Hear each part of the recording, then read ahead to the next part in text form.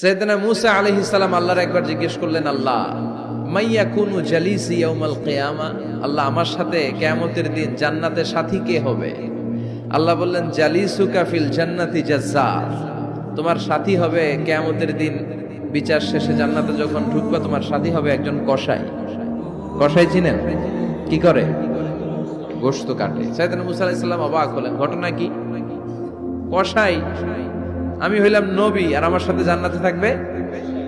How come it's possible, এটা কিভাবে সম্ভব? আল্লাহ বললেন, নিজেই দেখে আসো এটা কেমন কসাই। সাইয়েদনা মূসা আলাইহিস সালাম ছদ্মবেশে কসাইয়ের দোকানে দাঁড়িয়ে রইলেন।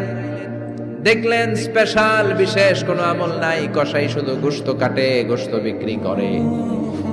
দিন শেষে দোকান বন্ধ করে প্যাকেটের ভেতরে গোশত নিয়ে বাড়িতে রওনা হয়েছে।